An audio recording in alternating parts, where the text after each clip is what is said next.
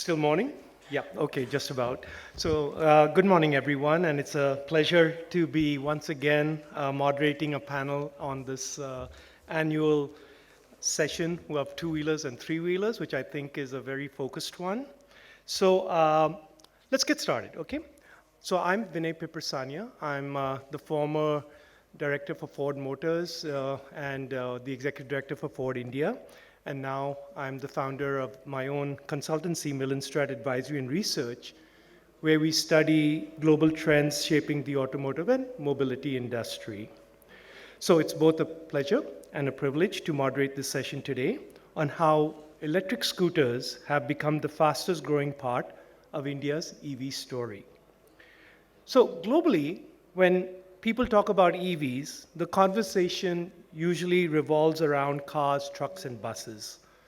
But India, being unique, the real action has been somewhere else. It's been on the electric scooter. Scooters have quietly become the growth engine of India's electrification journey, and it's being tracked very, very carefully. So what really worked? Well, policy certainly played a role. FAME, state incentives, PLI, those were real accelerators. But the conversation that we're going to have today is slightly different. A few years ago, let's say 2020, we were asking, will this work? Today, the more interesting question is, what actually worked? What didn't? And what have we learned along the way? And the panel that we have today has lived this transition. Building products, running fleets, designing vehicles, serving gig workers, advising OEMs, and selling to real customers. So let's try and get past the narrative and talk about the real lessons from the field. So I will introduce our panelists as we go. Let's kick things off with the broader industry perspective and begin with Harshvardhan Sharma from Nomura, NRI Consulting and Solutions. Harsh has worked inside major OEMs like Toyota and Honda.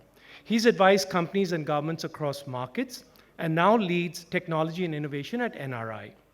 Harsh, looking back at the forecast that the industry made around 2020 about electric scooters, can you share with us what actually played out as expected and what genuinely surprised you?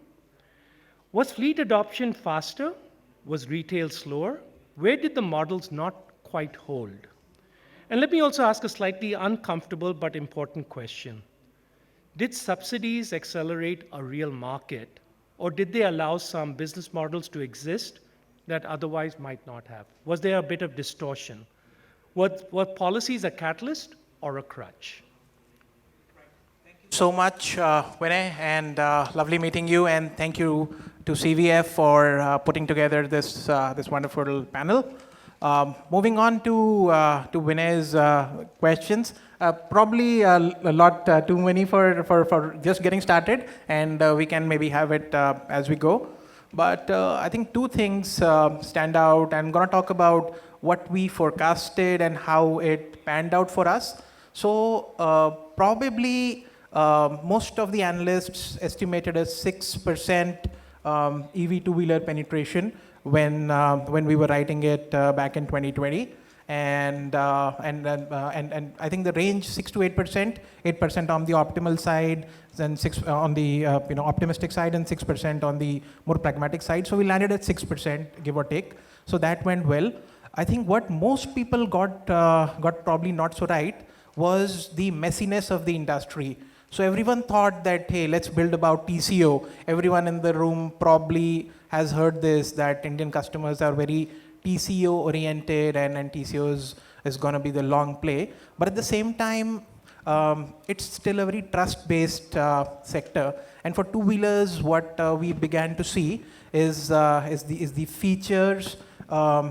Feature is fine, they take you so far, but the trust, whether it's on after sales, whether it's on reliance, and also for financiers, for underwriters, will the brand retain its resale value, and therefore is there enough network? I think those are some parameters which probably one did not optimize for early on. So from that perspective, TCO versus trust, That was one. And second was like I said, the messiness of the industry. So initially, many analysts, including us, forecasted for the Indian market to behave like a monolith. But the sharpness, if you were to increase further in various sub-towns, tier 2s, tier 3s, various income segments, and of course the use cases of commercial versus retail, and I think the other panelists will talk about it. It was very different pace of adoption. So from that perspective, I think those were some learnings where pace of adoption, or rather the quality of adoption, and second, about the feature versus the trust. These two factors played out a little different from how we forecasted. I'm just going to pass this ahead and then revisit some of the questions on fleet and other areas as well. Okay, good. Okay. So, thanks, Harsh. I think that was a great way to get started. Clearly, when the whole concept of electric vehicles started, why would scooters be sort of taking a more over-indexed and a faster pace? So clearly, if you look at the two-wheeler industry, the volumes were there, but there was a strange factor unique again to India. 70% were actually motorcycles and only 30% were scooters. So why did scooters take the lead? And within the way the policies were sort of designed was factored across the subsidies and providing some kind of incentives to retail customers. I don't think we really had projected that it would be commercial applications or fleet applications, because scooters were never designed for that. So let's just first talk that given that if it was the assumption that it was retail, and policies were designed more towards providing sort of the pricing, which is, as you mentioned, a very important fact versus the overall TCO.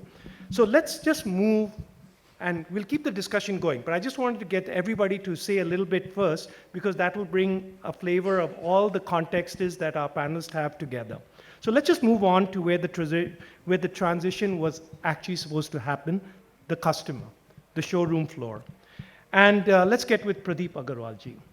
Pradeep is the national treasurer of FADA, the Federation of Automotive Dealers Association, and chairperson of its two-wheeler vertical. He's representing a network of over 15,000 dealers and 30,000 outlets. He's also the founder of the JMG Group and runs both Hero MotoCorp dealerships and Ether dealerships in Odisha. Pradeep sees the EV story at the point where it has become real, the customer standing in the showroom making a decision. Pradeep, when a customer walks in today to buy an electric scooter, how much of that decision is driven by the conviction of the electric product? And how much by the subsidy which was being offered, making the price comparison work? And to be honest, what is the most common reason a customer who came in inquiring about an electric vehicle, but instead walks out with a petrol scooter instead? And then we'll get into another question, and if you like, if you go ahead and say it right now, if there was no subsidy, would we still see this behavior? Or would we see the dealership having to evolve in a very different way should the subsidies currently be removed? Thank you, Vinay. So we'll take the first question, like what are the customers' expectations when they are walking into our dealerships? So if we start with the EV phase when it started around few years back, at that time the customers were quite curious that whether EV will work for us, what will be the lifeline of that battery, what will be the resale value, how long can an electric scooter go on the road. So right now that thing has vanished. Right now the customers are comfortable with the EV scooters. Right now they are talking about which EV I should buy.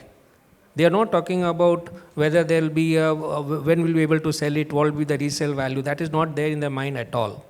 Right now it's a choice between EV and ICE. Right, Vinay said that if a customer walks in and he takes a test ride of an EV product, he has to buy that. They forego the ICE part, we have seen in most of the companies we are operating at. So the moment the ease of riding electric scooter is fantastic compared to an ICE scooter. So once you test ride it, you have to buy it. And the key thing here is to give a test ride to the customers in terms of selling them the electric product. And your second question, sir. So the question was is that did the customer come with the interest of electric, or the fact that it was something that was going to be priced and there's a subsidy being offered, and therefore it becomes an So, alternate to I a mean, petrol? if you see, India consists of 30 countries. So, there are in some states, like a state which I belong to, you have zero registration charges, and the state government gives you on buying a electric scooter almost 15 to 20,000 bucks as your state subsidy. But then in many states, these are not there. So I don't think that state subsidy or this discounts, I mean, the state subsidies are going to help in the long term. Anyway, what we are hearing right now is that the PM drive of 5,000 rupees, which is there in the system, will be withdrawn on 31st of March. So going forward, the price has reduced across most of the OEMs, and this should not play a factor, what I feel personally, in the field level. Okay. So now let's come to another more serious one, and I think we had that sort of question that you wanted to ask also, that dealers are the first phone call when something goes wrong, right? Battery concerns, safety incidences, and as you mentioned, the resale value question. So is the industry giving dealers the tools and answers to handle those conversations, or are you still figuring it out on the fly? See, I mean, to be honest, I mean, the initial 2, 3 years, we had a lot of problems. I think most of the OEMs and maybe the startup companies which are doing fantastic have been having a issue. But right now, I think we have overcome most of these issues, and the OEMs have been providing the necessary tools and systems to handle those. We are not facing any issues as of now, what I feel. Okay. Okay. I'm sorry, I think we lost some connection. As well as the queries and dealerships being in place to answer that was a sort of a support system that got things started, especially with legacy OEMs. Let's now understand where the volume really came from. The volumes of scooters especially comes from fleets. And that's where the real numbers are growing and continues to grow. But it wasn't easy. I don't think scooters were designed for fleet applications per se, what was available at that time. So let's just move on to fleet operators, right? And see what is it that, how they got started and what was the way in which they went about it. So let's just talk now to somebody who was actually involved in creating the ecosystem. So let's move on to the rider's perspective, and let's have Anubhav Sharma, co-founder of Baz Bikes, jump in. Anubhav. Anubhav and his co-founders had built an electric race car at IIT Delhi before asking themselves a very simple but powerful question. What would an EV look like if it were designed entirely for a delivery rider? That question led to Baz, a vertically integrated system with vehicle, plus a battery swap network, plus an operational platform. Anubhav, most founders are always advised to stick to one core activity. You went through all three, and that too at scale. So, the question I would like to ask you, and I'm sure the audience is very keen on, has that hypothesis held up that we need to provide not just a vehicle, but a whole ecosystem to support it? Where has that model worked? And what was the reality? That was a real tough way to go about.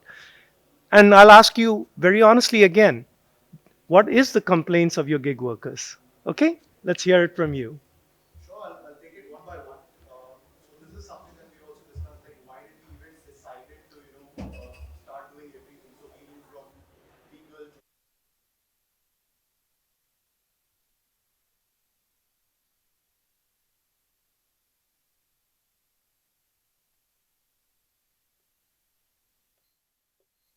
from industry experience, we didn't know how difficult it is going to be, and that's why we're able to actually do it.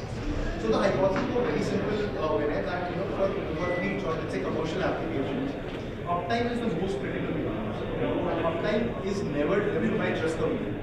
It's basically the entire ecosystem, from people to energy to service. For example, if you go to any customer whose livelihood actually depends on this particular mobility infrastructure, they will always tell you that they definitely require the best of the vehicle that never goes down, that can actually satisfy their earning whatever they want to earn. On top of that, they want a very reliable energy network, which preferably should be a battery swapping because they can't wait for even let's say 15-20 minutes to actually charge their vehicle. And on top of that, they actually want a very reliable service infrastructure. So for example, let's say the green mobility, sometimes a day kind of a downtime also works out. So you give your bikes or cars in the morning to a dealership, when you get it back, let's say in the evening. It's okay from a consumer mobility application, but even that does not work in trade application. A day of downtime is almost like 3% of the monthly income is gone. If the cost being constant, that 3% of the profits are gone. So think of it like this. The problem was this, that we have to provide the best uptime, and that is where we have to go deeper into the vehicle efficiency, the energy efficiency, and also the service efficiency. Now talked about has it worked out? Definitely yes. We have been able to create an infrastructure which is not only scaling, but is also extremely profitable for both teams. So what we also realize with it is that this is a two-sided problem. Most of everyone in the market, they are looking at like a one-sided problem that they have to satisfy the rider's problem. But this is a two-sided problem where there is a rider, and second is the owner-operator who is running this fleet. You have to solve both the sides of the problem. That means the rider has to get the best of the uptime, and the operator has to get the best of the market. The problem in the market right now, there's not enough value on the table because everyone is using the same generic screw batteries and soaping and everything else. So the value is not there on the table. There are a lot of privileges which are there in the system. Where we thought of is that we said that we build the entire ecosystem end to end, just the details. So let's say if breakdown was a problem, we build a vehicle that doesn't break down. Let's say operating is battery stopping, we say that we build the battery stopping, which is working. So we just remove all the inefficiencies out of the picture, create more value on the table, so it's best for the rider and for the operator. No, I must say you make it sound very simple. No, I'm sure it wasn't that simple. And I'm sure there must have been quite a bit of soul searching that you must have done. Are we really doing the right thing? Are we spending too much time, disproportionate amount of time on something? If you were to go back 4 or 5 years ago, what would you have done differently? Where would you have prioritized? And where would you believe that you're not adding value, it's not important? And that's something that you will have to sort of just move away from it and focus on the more important things that are adding real value to your business. Okay, so I think we would not have done operations. We had to do operations because at that time there were not fleet operators out there in the country, not on that big scale, but now we have civil electric, now we have other fleet operators as well. And that's why the immediate next step will be provide the entire infrastructure to fleet operators to do that. Okay, so this is one approach that I would say a transformative episode has taken place. It started off with a product of and I think the idea we would walk with breaking it a bit because I want one more perspective of the product. So let's speak with Raghav, founder and CEO of HCD India, and that's human-centric design. That name, I think, says it all. And the idea is that you design something with a problem statement in mind and not the other way around and design, have a product and then operate the new because that's what you're passionate about. So, Raghav's and HCD India designed EVs specifically for last mile delivery. Vehicles expected to run over 100 kilometers a day without excuses. That's what you trying to do. Raghav, it's been 3 years into building vehicles. Which design assumptions have proven right? And which ones did you rethink because of it? Let's talk about that. And then, now that you've been working with your customer managers, what are they asking from you today? And what did you not anticipate when you were designing? What did you anticipate? How long do we have? So the assumptions first of all, coming to manufacturing, right? You first take example from other successful entrepreneurs like Joe, Spencer, and so many more around the world. Because that's what you have to learn. However, as someone said, Mike Tyson said, your best plans have to be built once in phase. So we launched our vehicle to the best of our assumptions, and that's when we actually figured out how India is such a unique country. And the quick commerce industry, I mean, we should both give credit to the quick commerce industry, because of which the fleets are actually coming into the market. And these riders who are giving young people like us, who are more the bigger ones, an opportunity, mainly because of the performance of the vehicles that we're giving. As Anubhav said, so we focus completely on the product. And we realized realize that being someone who, we give the most preference to the user's behavior, their requirements. And you can look at a lot of other things. Some people create vehicle based on the supply chain availability. Some people make it because of the cost, and that's their priority. But us being a human-centric company, we realize what is the rider's core requirements. Let's go deep into that. So again, it became our durability, but the definition of durability changed. The definition of the metrics that define a good vehicle much different for a fleet operator than it's a normal retail customer. Can it work? Can I comfortably do 100? Not only can I do 100 kilometers, can I comfortably do 100? We have to take all the frills that relate to the good vehicles or the technology.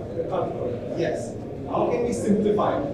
Because of the complete metrics of the user journey, all these things that I studied in design thinking, that we love is all of them came into play.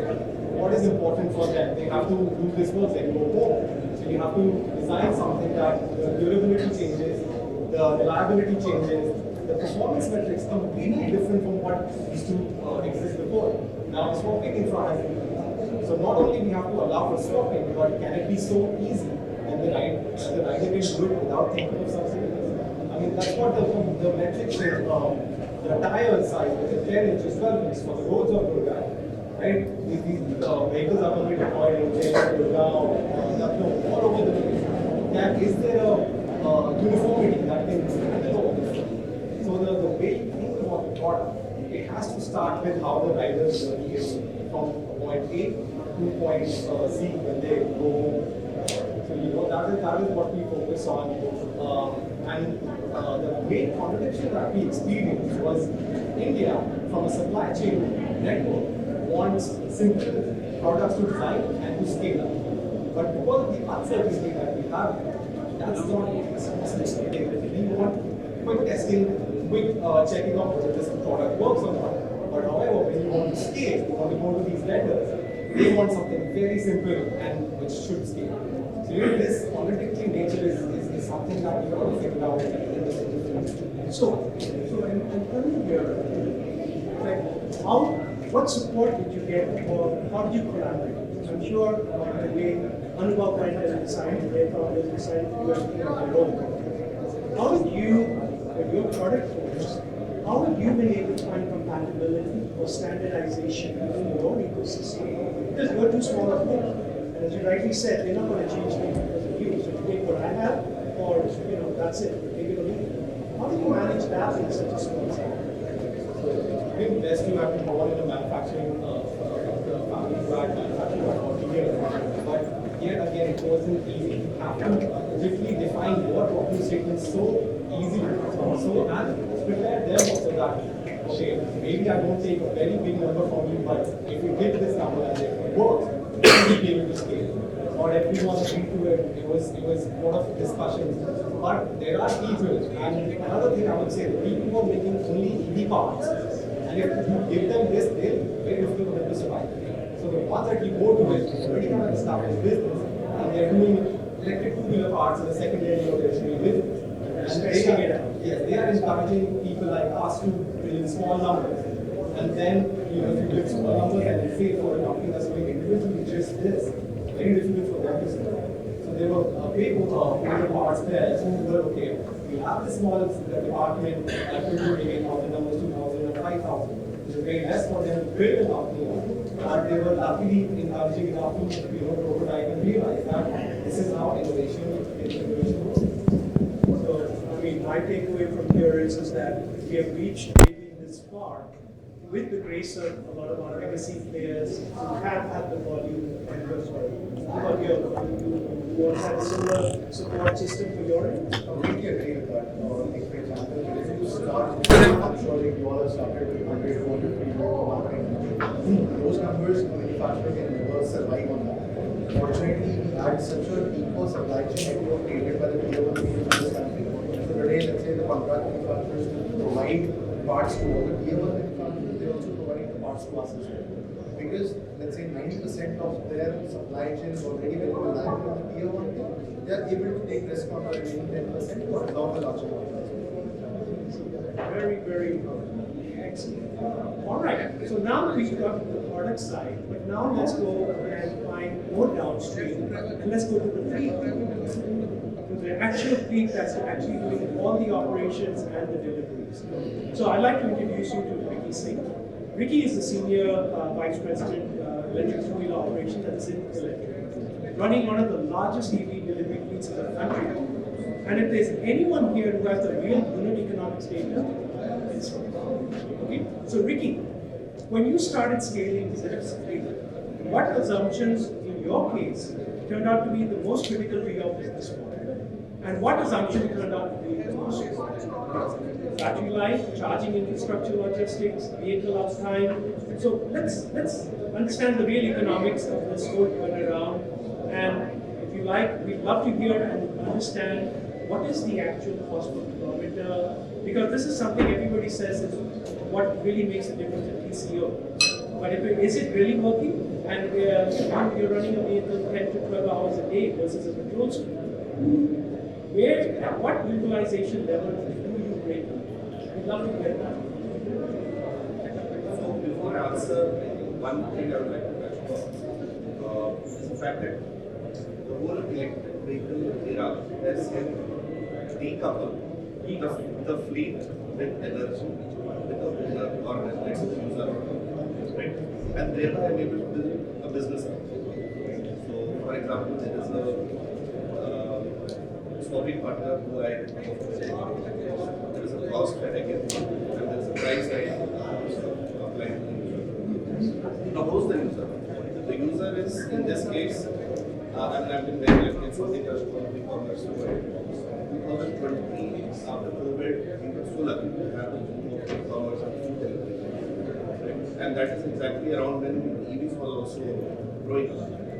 And the realization that EV can be 60-70% cheaper than a petrol vehicle. And then you ask me the least of the innovation is actually paisa per kilo, which is 130 paisa is what we carry. Right, versus the 1 rupee or slightly above for petrol. That's almost 60-70% cheaper. So of course, a normal rider would not understand this mathematics. What he understands is, and this is exactly what we saw, is the predictability of cost, which we can provide to a person who doesn't even have access to any financial ecosystem. Right? He doesn't have, he cannot go take a loan from a bank. He doesn't have more than 2,000 rupees in his pocket, and is just immigrating to a city like Delhi. So what we have solved for him is you get that 2,000 as an initial fees. We'll charge you on a daily basis, and what we have already baked in is the swapping cost, the maintenance, and we have already, what are the kilometers with them, and we assume 100. You've taken responsibility for all those operational aspects. We try to, and that's where we fail also. So I'll answer that. But we try to incorporate everything into the cost. And within that 100 kilometer range, whatever he runs on a day basis, let's say charge him which in ICE terms would be equivalent of about 500 rupees, because the maintenance is much higher than petrol cost is much higher. Right? And because of the decoupling that I did, now I'm able to reduce costs on some fronts, increase my price on some fronts, and I know a typical earning of a rider which is about 1,000 to 1,200 rupees a day. So my cost to him is about 25%, which he can check. I think everything works out. If it checks, and my vehicle comes from an OEM where there's a financing lease partner in between. So there's a fixed cost I give to a financing partner. There's a fixed cost I give to a swapping partner, and there's a fixed cost I take from us. So you must be in favor of all of these downstream and upstream players. You're giving them volume, and you're giving them a certain amount of sustainable sort of chain that's continuously looping. So you have vehicles, you have a finance company that's financing them, you have a gig worker who's got himself a job or a job, and then you also are making sure that all of this runs without failure or without downtime, which is making sure that the deliveries from FMCG or other e-commerce companies is getting delivered. Now, the big question: what is your biggest problem on the product that you're getting? And are your OEM suppliers, are they working on it? So what's the next gen of vehicles going to look like? I mean, it's a very seasonal problem that we face, which is rains leads to a lot of disruption in our system because the critical part of the vehicle, which is the motor, is right at the wheel. It's exposed. It's exposed. So, and no matter what are the riders of the service means, ultimately the rider behavior is something that I cannot control. And whether he's going in the rains, and going to the potholes, and what he's doing in the vehicles, plus the running 100 kilometers per day is also not small. So there is a lot of damage. There's a lot of water damage that can happen because motor and battery, these are two critical components with the highest percentage in terms of cost of the vehicle. Right? If there is battery theft and there is motor damage, I'm gone. I'm done for.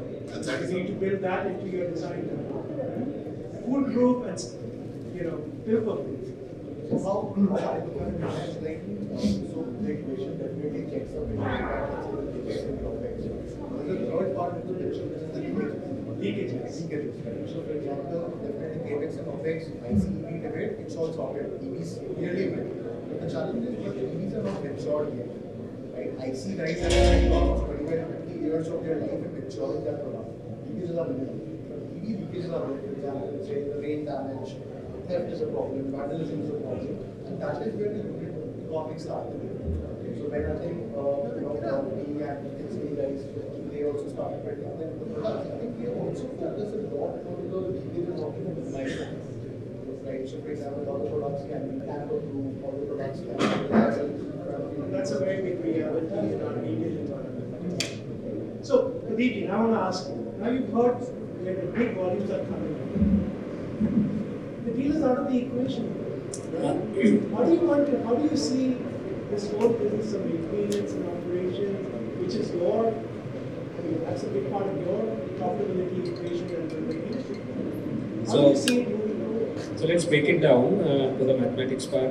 So right now, we are seeing some of the slides that Indian market right now is about 6 to 7% of the two-wheeler industry. So the benchmark is not the two-wheeler industry. The benchmark for the EV is again the scooter market. Right now, we are around 15% of the scooters are EVs in India. Now, if we talk about the fleet owners, with due respect to them, are they registered EVs or they are unregistered EVs? Okay. So I think most of the fleet owners are running unregistered EVs, which is good for them, right? Which is part of the policy accelerator, right? They Yes, don't have to be and registered. so it they brings have down their cost. Low power. Low power, less, no registrations, no insurance, so they can work on their own product. They have a volume of 2,000, 3,000, 5,000 scooters per, ZAP or whatever companies are there in India. But if you see the overall volume of fleet owners, we have 2 fleet owners here. So what's the overall volume? I don't think it's much. And about less than 25, where we don't require any registrations, these are a gray market for us. There's no accountability, there's no economics, no statistic like how many two-wheelers are there which are driving less than 25. The real cost comes, what I understand from the OEMs are, when you're touching a speed of 45 kilometer. So there the chassis has to be extremely strong. Correct. That is where the money starts coming in. So between less than, the moment you go from 25 to 45, the cost goes on adding up. And beyond 45, the cost remains the same. And now coming to the service part, I think someone was asking me, in the EV sector, what I feel that we are earning more revenue in our workshop than the ICE sector. The reason is, ICE, you have a lot of garages. ICE has a legacy of almost 50, 60, 70 years, right? Almost 70, 80% of the ICE goes back to the grey market or to the garage. But EV, 100% comes back to us. And the revenue per scooter in terms of ICE is tremendous compared to it's almost 50% more than the ICE. So what I feel, if I take a percentage of my reportings to my workshop, the EVs are giving me a better revenue. And as of now, what I feel, the fleet owners, they are working at less than 25, which is their area of expertise, which is what their workers want, the gig workers want. So it's not a competition for us, what I feel. And going forward, what I see right now is that in some pockets of India, the electric two-wheelers are almost 50% of the scooter market. So going forward, you have to see that India has to reach 50% of its scooter into EV. So right now India is selling around 6 lakh scooters per month, right? Of that, we are selling around 1 lakh EV. So by 2030 is what I feel, and when I talk to the people in the ecosystem, is that we'll be selling around 4 to 5 lakh EVs. That is almost 50% of the scooter market. And the fleet owners all together are a different ecosystem. I think we are not competing. They might be helping us to innovate, to help us getting new products, the OEMs to get the new product. Thank you. Understand. Very interesting.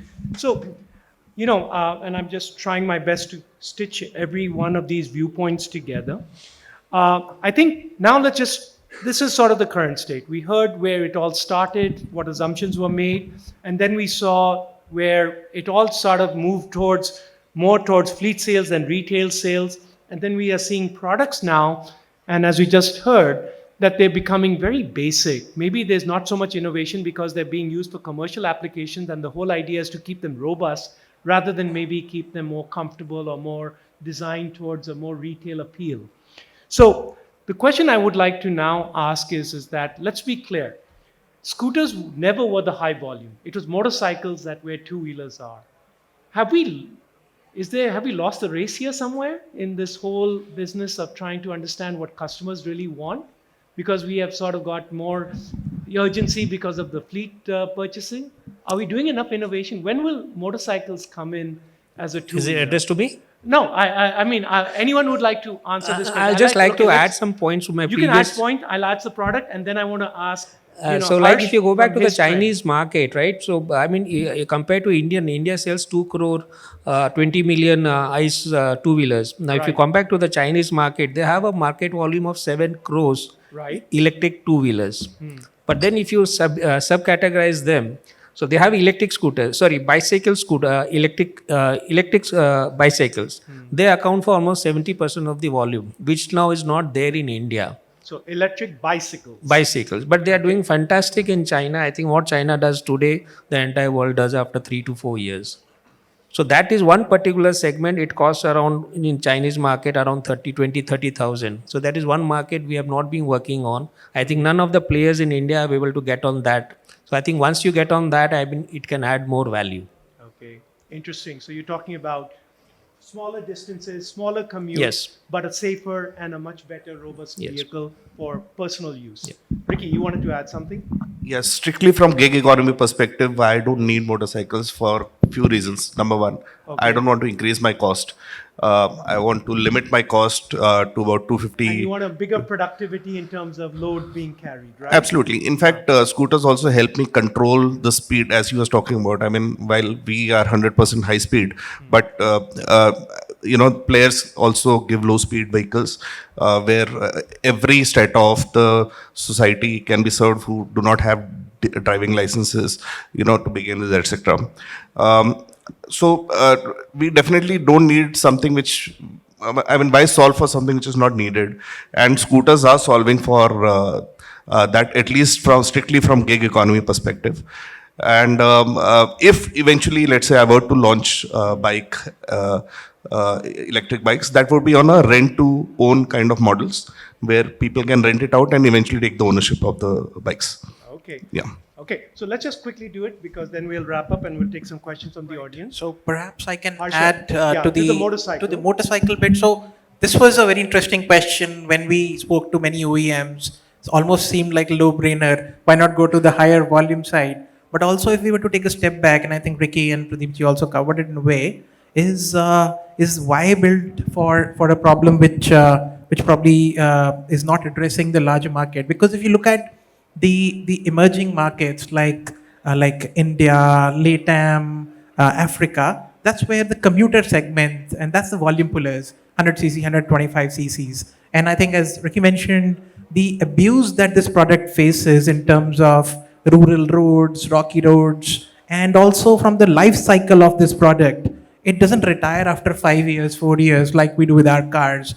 It goes into a secondary use, a tertiary use, and ends up in a farm, probably ferrying, hay and stuff like that. So from that perspective, this long tail product, maybe the electric vehicle powertrain may not be able to endure it.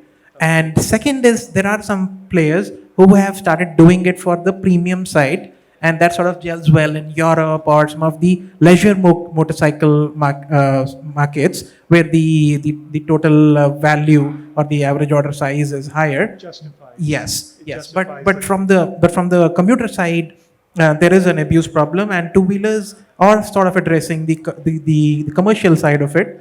And also as a motorcyclist myself, I think there is a adaptability challenge. Harley Davidson cancelled, many other players considered it and cancelled, so it doesn't sort of serve the leisure true motorcycling petrol head ethos. So I think that's sort of the challenge which we see. So what I'm getting to here is from a practicality standpoint, two-wheelers and scooters make the sense, but more from a performance and from a recreational and from a more experiential side, the motorcycles will still remain IC.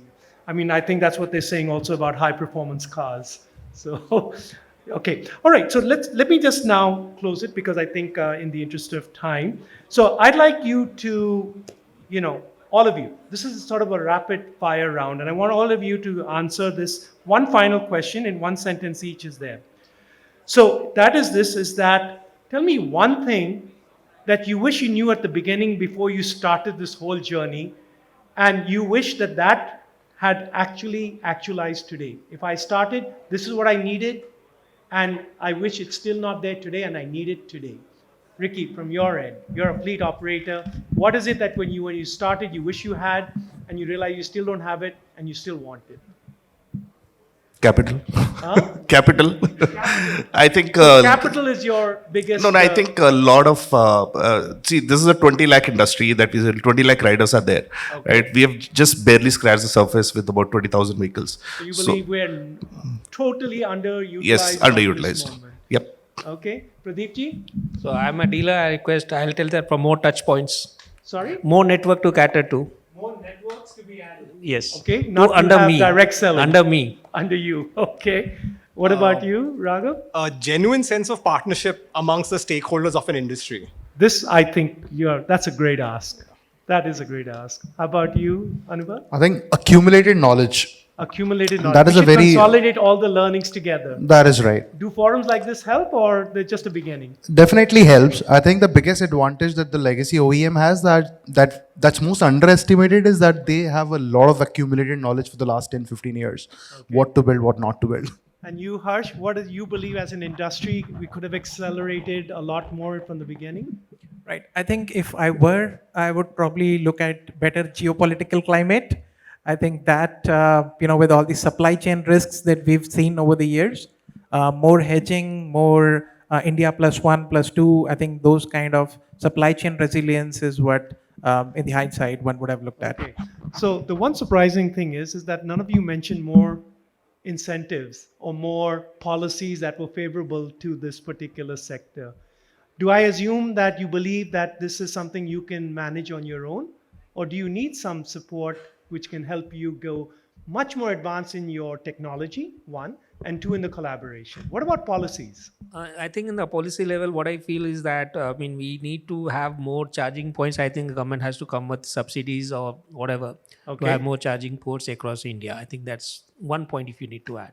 Oh, okay. So the other way I could look at it, you don't need the subsidies. Do you think we could, even if the subsidies were being taken away, would it make a difference to any one of you? The business model can still survive? Yeah. I think that's a very positive statement. If you can have that kind of resilience, so you believe the scale is reaching. Is it the scale that's supporting you, or is it that the ecosystem is coming together, or there are some individual bright spots of players that are making it happen? What one do you think it is? I think the subsidies came up because of the indifference in the cost efficiencies in the ICs and EVs. And I think now we are reaching that mark. So at least in the two-wheeler side of it, there's a cost compatibility between ICs and EVs.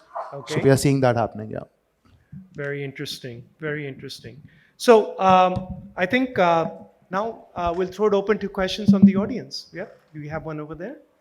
Please say your name and then who you would like to direct the question to. Hi, I'm Rahul Venkataraman, co-founder of Electrifi Motors. Great discussion. Scooter sector specifically got a good breakup, but a very fundamental question, right? So we've always seen the IC versus EV sort of talk happening. So IC has been a 50, 60-year-old industry, right? So it doesn't necessarily mean there should be a 100 cc equivalent in an EV. There doesn't necessarily mean it should be a 150 cc equivalent in a EV industry. So what do you think about this? How should this be seen? This be seen, okay, I'm going to replace a 100 cc scooter over here, or should it be seen as a different category altogether? Is there a thought on that? Who do you like to ask? Oh, okay. Everyone, Go. all Yeah, of you, go ahead. all of you. I just have one thought on this. It's very interesting what you just said. What I believe is you can take example of what the customer got from the vehicle, the 100 cc or 150 cc, and then try to replicate that in terms of EV. Because as what manufacturers a lot of do, like engineers, we try to look from the product perspective. But that can get you in trouble sometimes, especially when you're jumping to another technology. So the very important factor is to see what the customer is wanting. Like, for example, so we make for fleets, but the retail market is are you making for single people going to college, or are you making for families? And, then define the kind of power that's needed and the specs that are needed there. So, I mean, that's my take. It's very difficult to just copy from the product specs type to just jump technology. Yeah. I think what you're saying is that we can't exactly draw parallels between ICE and EVs. So yes, you're right. That's and this is where I think the biggest challenge for all of us is as the public. We are so embedded with the old way that we can't see the new way. There's a whole new metrics, there's a whole new measurement that has to come in here. But that's what transformation is about, and that is what disruption is about. I think, is there any other questions? And then I will wrap up. Do you have any other questions? Yes, there's one at the back there.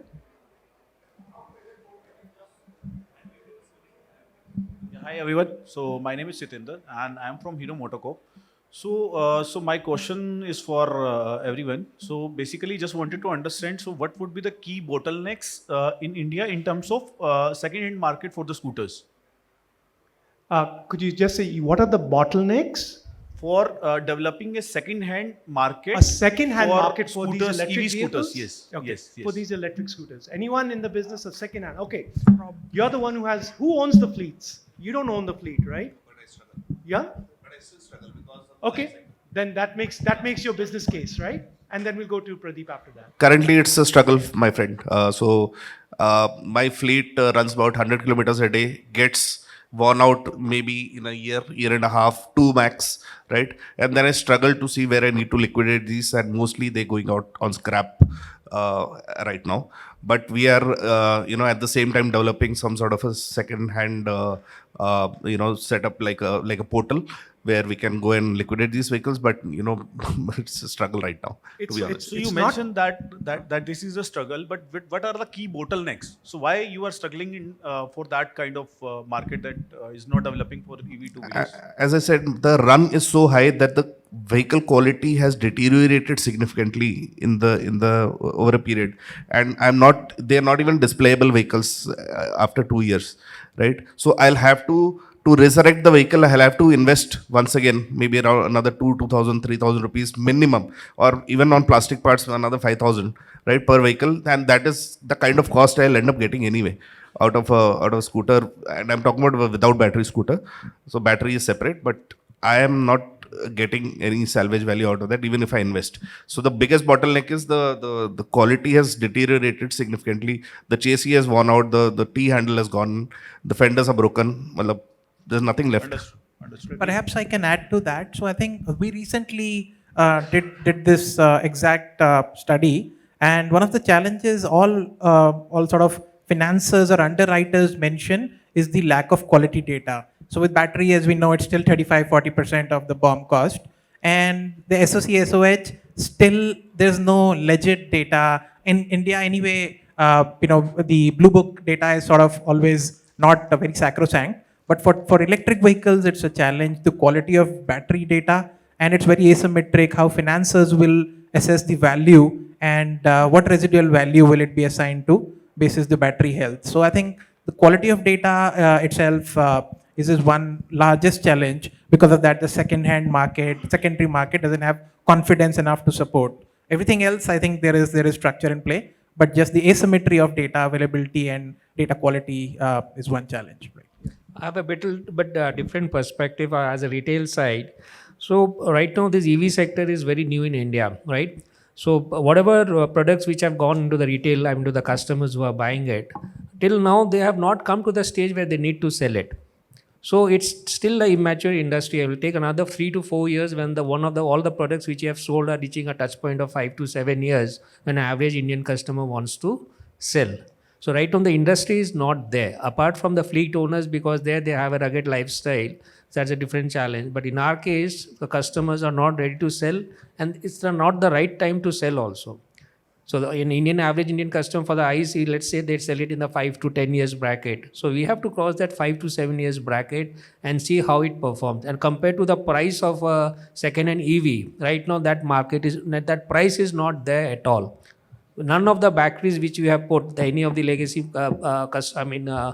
players or even the startups, we have not reached that after 5 years what will be the, how much charge a particular battery will be giving. So it's too immature in industry. We have to wait and watch for now, what I feel. Understood. Thank you. Okay, no, thank you everyone. And we'll now close. And please join me in thanking Harsh, Ricky, Anubhav, Raghav, and Pradeep for a very candid and a very personal discussion here, because I think all of them have shared their journeys in a way that was actually quite practical. And what strikes me most about this conversation that we had is that clearly our EV environment is maturing. And I think it's two-wheelers that is setting the trend. If this is what we're observing here, I think you can just imagine what must be happening in the four-wheeler sort of aspect, which is even more complex. So we moved on for will electric scooters work to now how do we scale it to another sustainable level. That shift from possibility to execution is actually a sign of how far this market has already come. So thank you all very, very much. Thank you.